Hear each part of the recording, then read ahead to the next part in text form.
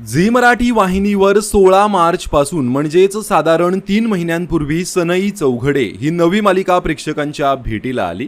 या कौटुंबिक मालिकेत लोकप्रिय अभिनेत्री चिन्मयी साळवी आणि अभिनेता राज हंचनाळे यांची जोडी प्रमुख भूमिकेत झळकत आहे। गेल्या 3 महिन्यात या मालिकेला प्रेक्षकांचं भरभरून प्रेम मिळालं। याशिवाय सनई चौघडेचा टीआरपी सुद्धा खूप चांगला आहे। मात्र आता या मालिकेबाबत एक महत्त्वाची अपडेट समोर आली आहे। सनई चौघडे या मालिकेत शर्वरीच्या उमा मावशीच्या भूमिकेत लोकप्रिय मराठी अभिनेत्री सुमेधा दातार या झळकत होत्या। मात्र आता त्यांनी या मालिकेतून एक्झिट घेतली आहे। उमा मावशी या पात्रासाठी रिप्लेसमेंट करण्यात आली आहे। उमाच्या भूमिकेसाठी आता सनई चौघडे मालिकेत एका नव्या अभिनेत्रीची एंट्री झाली आहे। याशिवाय सनई चौघडे मालिकेचा आणखीन 2 कलाकारांनी निरोप घेतला आहे। या दोघांच्याही भूमिका कथानकानुसार संपल्या आहेत।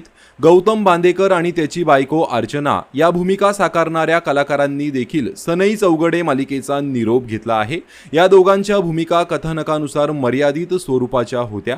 भर लग्नात गौतमचं सत्य सर्वांसमोर उघड झाल्यामुळे आसावरीचं लग्न मोडतं।